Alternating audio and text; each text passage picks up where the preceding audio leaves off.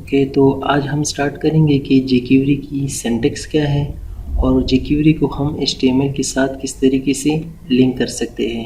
तो मेरे पास already downloaded file है jQuery का, और यहीं पर एक डाउनलोड फाइल है। ये एक ही फाइल होता है, मैं इसको अनजिप कर लेता हूँ यहीं पर और बाकी को मैं डिलीट कर देता हूँ। यही फाइल है हमारे पास जो हमें चाहिए jQuery के लिए, तो मैं इसी को यही बाहर लेकर आता हूँ। और अब इसको लिंक कैसे करना है हमने, तो मैं यहीं पर आऊँगा। HTML फाइल मैंने बनाया है। मैंने आपको पहले भी बताया था कि इसकी ये जो प्री रिक्वायर्ड नॉलेज है वो है HTML, CSS और जावास्क्रिप्ट, ये लाजमी है। ख़ासकर जावास्क्रिप्ट अगर आपको नहीं आती तो फिर आपको ये समझ नहीं आएगा कि हम फंक्शन क्या करता है और ये क्या करता है और ये क्या करता है। अब हम बात करते हैं कि हम इसको लिंक किस तरीके से बना सकते हैं। तो मैं यहीं पर हेड के अंदर ही आता हूँ और यहीं पर हम क्या करेंगे, एक स्क्रिप्ट लिखेंगे और इसको हम कहते हैं, अगर आप ये ना लिखे तो कोई बात नहीं, इसको और फिर src इक्वल करेंगे। और क्योंकि जहाँ पर हमारा ये है फाइल है तो यहीं पर फोल्डर में भी पड़ा है, तो हम क्या करते हैं, यहीं पर मैं आऊँगा और इसकी जो नाम है jQuery.js फाइल है, तो मैं यहीं पर एक्सटेंशन इसकी .js रखूँगा और हमारी जो jQuery की फ़ाइल है वो हमने इसके साथ लिंक कर दी है। हमें किस तरह पता चल जाएगा, मैं इसको रिफ़्रेश करता हूँ तो यहाँ पर देखिए मेरी फ़ाइल, जो मैं इस पर राइट क्लिक करूँगा और व्यू फेस सोर्स, और जैसे मैं इस पर क्लिक करूँगा तो इसका मतलब ये है, यहाँ पर अगर ये आया तो इसका मतलब है हमारा जो फाइल है ये सक्सेसफुली लिंक हो चुका है, यानी इंस्टॉल हो चुका है।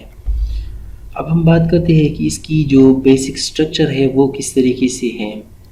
देखिए, अगर हम इंटरनल फाइल यूज़ करेंगे तो कोड की जो रीडेबिलिटी है वो मसला करेगा, लेकिन अगर मैं इसको एक्सटर्नल फाइल के साथ एक और मैं स्क्रिप्ट खोल लेता हूँ और उसी में हम एक फ़ाइल को रखेंगे, क्योंकि कोड की वजह से, तो मैं यहीं पर इसको src दूंगा और एक लिखूंगा कि लेट्स से script.js, और इसको मैं एक नया फाइल बनाऊंगा और सेव करूंगा यहीं पर script.js। तो .js क्यों, क्योंकि हमारी यही जो है जावास्क्रिप्ट की लाइब्रेरी, इसलिए JS।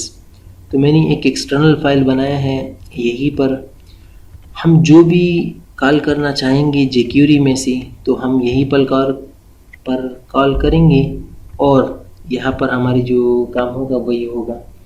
तो हम पहले यहीं पर मैं आता हूँ, मैं बेसिक सिंटैक्स की बात करता हूँ। ये बहुत ही सिंपल है, हम दो तरीके से जो है बेसिक सिंटैक्स को यूज़ कर सकते हैं। किस तरह, पहले हम यहाँ पर लिखते हैं $, फिर यहीं पर इस तरह पेरेंथेसिस और उसके अंदर जो हम लिखते हैं डॉक्यूमेंट, फिर यहाँ पर बाहर .ready और उसके बाद पेरेंथेसिस, उसमें हम लिखते हैं कि फंक्शन, और फिर से पेरेंथेसिस और उसके बाहर हम यहाँ पर लिखते हैं कर्ली ब्रैकेट्स, यहीं पर इसको क्लोज करते हैं।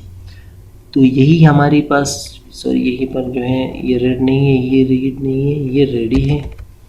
तो ये हमारे पास बेसिक सिंटैक्स है। इसको आपको मैं समझाता हूँ कि क्या करता है। देखिए, $, जो है हमारी जो jQuery स्क्रिप्ट है उसको कॉल करता है, और इस पूरी सिंटैक्स का मतलब क्या होता है यहीं पर यहाँ तक, इसका मतलब ये होता है कि जब हमारा डॉक्यूमेंट जो है वो रेडी हो जाए तो तुम क्या करो, जो इस फंक्शन के अंदर लिखा हो उस पर उसको ट्रिगर करो, यानी उसको रेडी करो, उसको प्ले करो, उसको जो भी हमने लिखा होगा उसको आपने रन करना है। फिर उसी के लिए हम ये कोड लिखते हैं $, उसके अंदर जो हमारे डॉक्यूमेंट है, मैं चाहता हूँ कि जो डॉक्यूमेंट जब रेडी हो जाए तो जो फंक्शन के अंदर जो भी मैं यहीं पर हम जो कोड भी लिखेंगे हम यही अंदर लिखेंगे, तो वो जो भी हमने लिखा होगा, तो जब ये फाइल यानी डॉक्यूमेंट को लोड करेगा और ये फंक्शन को फिर उसके बाद यानी एग्जीक्यूट करेगा, यानी इस कोड को फिर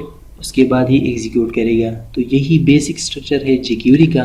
इसके अलावा एक दूसरा स्ट्रक्चर भी है, इसको मैं यहीं पर रहने देता हूँ। और दूसरा स्ट्रक्चर ये है, ये एक शॉर्ट हैंड तरीका है, बाकी दोनों सेम ही हैं। और इसको हम लिखते हैं फंक्शन और पैरेंथेसिस और इसी तरीके से।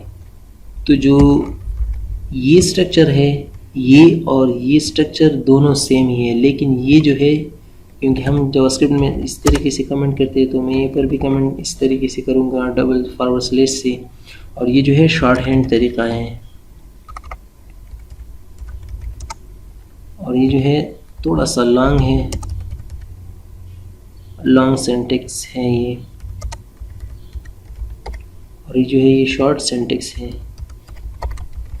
आपको पता है कि कमेंट्स हम क्यों यूज़ करते हैं। कमेंट्स हम कोड की जो डेवलपर है उसके लिए, ताकि उसको आसानी हो गई इन्होंने यहाँ पर क्या किया हुआ है और क्या नहीं है, तो इसलिए हम कोड लिखते हैं।